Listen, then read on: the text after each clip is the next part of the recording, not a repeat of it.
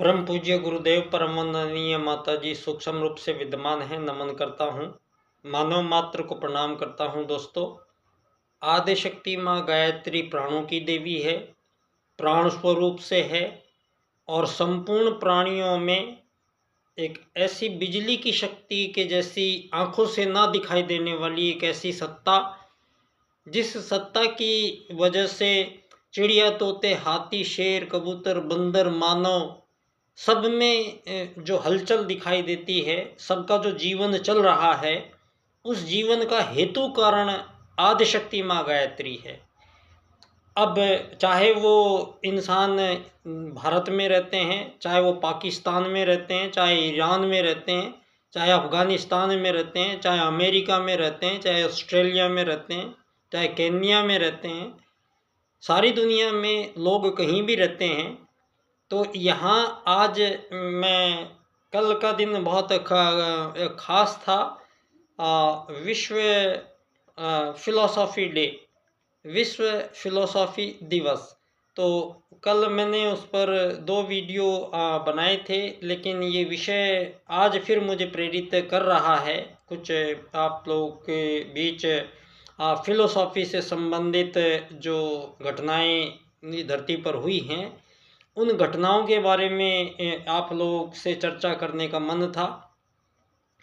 तो दोस्तों, आज हम इस समय में जो जी रहे हैं, ये समय बड़ा ही विशेष है। ये विशेष कई तरह से ये विशेष हो गया है। एक सबसे बड़ा विशेषता ये हुई है दुनिया में कि विज्ञान अपनी ऐसी चरम स्थिति पर पहुंचने पर आतुर है, जहां अब मानवों की ज़रूरत नहीं पड़ेगी। आज तक जो ये फ़िलॉसफ़ी जो शब्द है, इस फ़िलॉसफ़ी शब्द को इतने बड़े विस्तार में समझने की ज़रूरत पड़ेगी।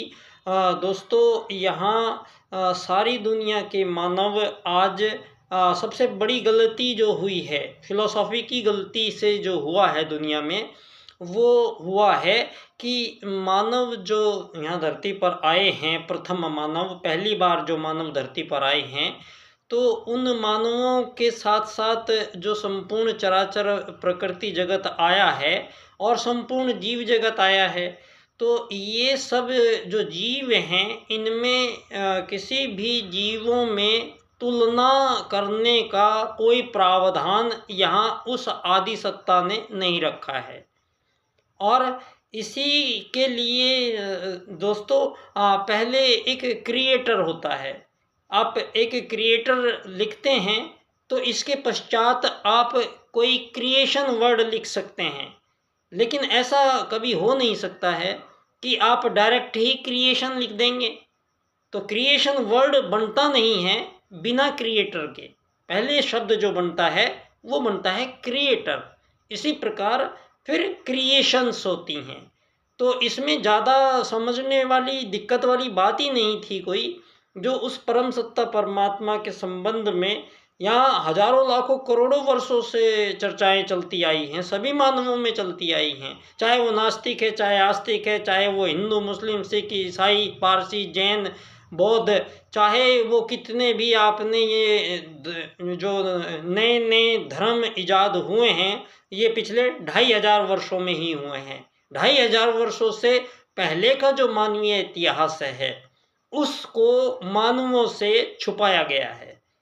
उस इतिहास को, इतने बड़े कालखंड को मानवों से यहाँ छुपाया गया है और मानवों को आज विस्मृति दिलाई गई है।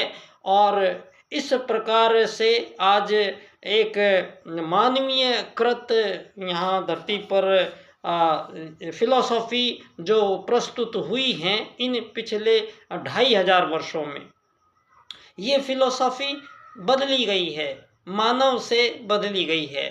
तो ये जो बदलने का परिणाम रहा, ये जो मैं कई बार आपसे चर्चा कर रहा हूँ, पंडित दीनदयाल उपाध्याय जी के राजनीतिक सूत्र एकात्म मानववाद की। तो ये वाद जो शब्द है, ये वाद शब्द को प्रत्येक मानव को समझना जरूरी है। और हमारा दुर्भाग्य क्या है, इस वाद को समझने के लिए किसी के पास कोई फुर्सत नहीं है, और इस वाद को समझाने के लिए शायद लोग भी वो उपयुक्त लोग कम ही दिख रहे हैं। दोस्तों, यहाँ सारी दुनिया में मैं पिछले जब से परम पूज्य गुरुदेव के सूक्ष्म निर्देशन में ये पिछले 25-24 साल मेरे कटे हैं, और ये 24 साल केवल एक ही उद्देश्य को लेकर कटे हैं कि परम पूज्य गुरुदेव का जो आदेश था वो सिरोधार्य करते हुए मैंने दोस्तों पंडित दीनदयाल उपाध्याय जी की जन्मस्थली धानक्या स्टेशन जयपुर राजस्थान पे मुझे गुरुजी ने आदेश दिया। अब ये समय इतना लंबा गुजरा, मुझे प्रारंभ में कुछ भी ज्ञात नहीं था, और पंडित दीनदयाल के बारे में कुछ मुझे मालूम नहीं था, और परम पूज्य गुरुदेव ने मुझे पहले पकड़ लिया था इस बार, और परम पूज्य गुरुदेव ने मुझे पहले पकड़ लिया, और मुझे ऐसा झांसे में आया मैं गुरुजी के। गुरुजी ने मुझे कहा कि जैसे सबको कहते हैं गुरुजी बोलो भाई क्या चाहिए आप लोगों को, तो गुरुजी ने मुझे भी झांसा दिया, तो मुझे भी लालच आया थोड़ा सा, और मैंने गुरुजी से कहा गुरुजी मुझे एक अच्छा डॉक्टर बनना है। तो डॉक्टर ऐसा बनना है कि मतलब बस नाम से मरीज ठीक हो जाए ऐसा डॉक्टर बना देना मुझे। तो गुरुजी ने मुझे कहा ठीक है, फिर उसके लिए जब आपको इतनी बड़ी कोई चीज़ चाहिए होती है तो बदले में ये लेन देन का जो कार्यक्रम है ये यहाँ प्रारंभ हुआ है, धन संबंधी प्रारंभ हुआ है ये पश्चिमी जगत के कारण, और यहाँ लेन देन का एक कार्यक्रम है मानव के प्रति उसकी ड्यूटीज़, मानव के प्रति जो उसके कार्य, उसके सहयोग, सेवा, सहायता, ये सब जो करना होता है, ये दोस्तों परम पूज्य गुरुदेव ने फिर मुझे उस चीज़ में कसा, और मुझे 2 वचनों में बांधा गया। पहला वचन बड़ा अटपटा था, और ये परम पूज्य गुरुदेव ने कहा कि बच्चा डॉक्टर ज़िंदगी में कभी अमीर आदमी नहीं बनेगा, मतलब धन नहीं कमाएगा, मतलब धन के प्रति विचार नहीं करना है, धन कमाना नहीं है, मतलब धन नहीं कमाना है। तो गुरुजी ने कहा कि तुझे धन की तरफ देखना नहीं है, और धन का कोई प्रश्न दिमाग में लाना नहीं है जीवन में। तो गुरुजी ने ये कहा, और मैंने फिर ये वचन लिया दोस्तों, मैं जीवन में आजीवन सबसे गरीब आदमी बन के रहूँगा, मतलब अमीर आदमी नहीं बनूँगा। कोई मुझे ज़बरदस्ती भी अमीर बनाएगा जीवन में तो मैं नहीं बनूँगा। मैं माफ़ी मांगता हूँ सारी दुनिया वालों से, और सबसे बड़ी माफ़ी मुझे मेरे परिवार वालों से जो कभी मांगी नहीं मैंने, वो आज आपके सामने मैं ये बात कहता हूँ कि अगर इतना बड़ा राजा हरिश्चंद्र के बाद यहाँ पे कोई तप करने की बारी आई थी, तो वो तप करने की जो स्थिति है वो अपने राजा हरिश्चंद्र के जैसे सारा कुछ बलिदान करने के बाद ही वो चीज़ हासिल होती है। ये बात मेरे जीवन कालखंड को, मेरे परिवार के प्रति, मेरे बच्चों के प्रति, मेरे जो सारे जीवन क्रम को, ये सारी दुनिया यहाँ स्थानीय जिनके बीच में मैं रहा हूँ ये सब लोग जानते हैं।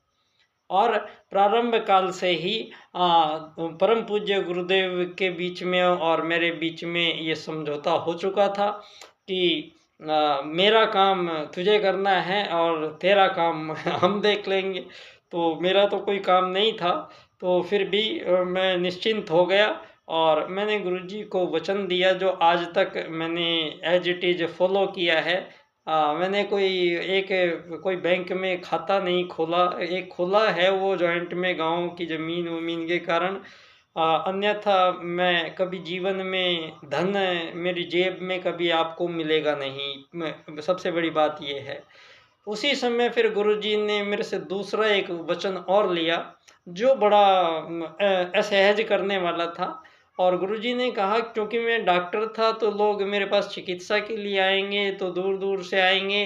तो गुरुजी ने कहा कि कोई भी किसी भी टाइम कभी भी मरीज आएगा तेरे पास, तुझे उससे फीस नहीं लेनी है। और फिर कोई आदमी आएगा तो उसके पास अगर पैसे नहीं होंगे तो उसको दवाई मना नहीं करना है। किसी भी मरीज को अपने जीवन में दवाई के लिए मना नहीं करना है और अगले जन्म तक उधार देना है, इस जन्म में फिर वो लेना नहीं है। तो ये अटपटी सी एक जीवन की कहानी थी। आज मन हुआ और विषय वस्तु पे हम चलेंगे, लेकिन ये भी शायद ज़रूरी था आप लोगों को बताना। तो उसी क्रम में दोस्तों मेरा जीवन में अगले जन्म तक उधार देने का ऐसा सिलसिला चलता रहा कि दुकान में कुछ बचा नहीं तो दुकान बंद करनी पड़ी। और दुकान बंद कर दी तो फिर घर पे भी कोई आते हैं तो मेरे पास अगर कोई गोलियां पड़ी हैं, कोई दवाई जड़ी बूटी पड़ी है तो मैं वो उसको दे देता हूँ और अगले जन्म तक ही देता हूँ। तो ये दोनों शायद परीक्षाएं मेरी सफल रही हैं। इस कारण मैं आप सब लोगों के सम्मुख इन विषयों पर वार्ता करने के लिए परम पूज्य गुरुदेव की तरफ से और दीनदयाल उपाध्याय जी की तरफ से मुझे अधिकृत किया गया है। तो दोस्तों यहाँ कठिनताएं जीवन में मानव को लाने के लिए योग नामक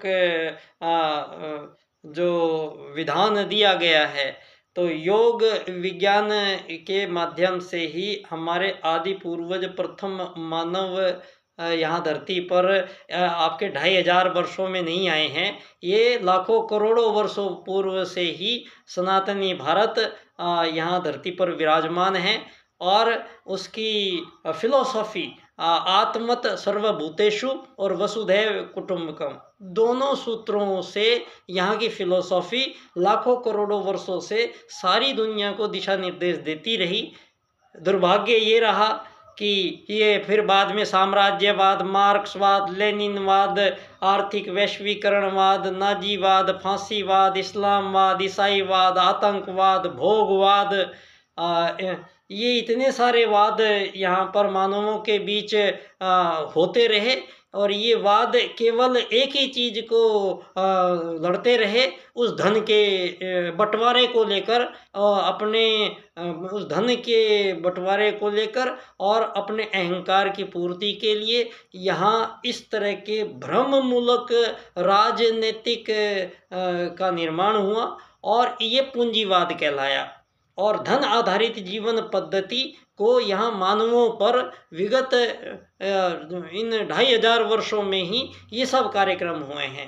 वे जो धरती पर आज अंतहीन लड़ाइयाँ, युद्ध, शोषण, वध, हत्याओं का लंबा सिलसिला प्रत्येक गली गली में चल रहा है, उसका कारण है कि ये 2500 सालों में मानवों को भरगलाया गया है, भरमाया गया है, बांटा गया है और मानवों को षड्यंत्र पूर्वक एक ऐसे मार्ग पर डाला गया है जहाँ से अपनी लौट कर आना मुश्किल दिखाई देता है। लेकिन इस धरा पर चमत्कार होते हैं। ये भारत भूमि है और भारत भूमि आज सारी दुनिया को पुनः एक वाद प्रस्तुत करती है राजनीति में, और वो वाद परम पूज्य गुरुदेव के 18 सूत्रों को मिलाकर लिखा गया नए युग का नया संविधान जो लिख कर गए हैं, उस संविधान को सारे विश्व के 8.5 अरब लोगों पर इम्प्लीमेंट करना गायत्री परिवार का प्रमुख उद्देश्य है। उसी उद्देश्य क्रम के अंतर्गत पंडित दीनदयाल उपाध्याय जी, जो कि परम पूज्य गुरुदेव के संभवतः प्रथम शिष्यों में एक है, उसी समय से इनके बीच में कार्यक्रम चल रहा है। और उस परम पूज्य गुरुदेव की ही छत्र छाया में पंडित दीनदयाल उपाध्याय जी ने सारे विश्व के सम्मुख अखंड दीपक को साक्षी रखते हुए जनसंघ पार्टी की स्थापना करते हुए अपना संपूर्ण जीवन अखंड ब्रह्मचर्य से राजनीति को देते हुए सारे विश्व के सम्मुख उस सनातन भारत को, उस सनातन सूत्र को पुनः विश्व के सम्मुख प्रस्तुत करते हैं, एकात्म मानववाद। ये विश्व का भावी फिलॉसफी है। ये फिलॉसफी जिसको अर्थायाम से गढ़ा गया है। अर्थायाम का सूत्र धरती पर आपके पूंजीवाद को समाप्त करता है। और पंडित दीनदयाल उपाध्याय जी के अनुसार धन आधारित जीवन पद्धति मानवों के बीच सबसे बड़ा विभेद है, और इस विभेद का समापन ही सतयुग की वापसी के रूप में ये युग परिवर्तन लाएगा। दोस्तों, इसी क्रम में आज हम आपसे रूबरू हुए बच्चा डॉक्टर। बहुत बहुत धन्यवाद।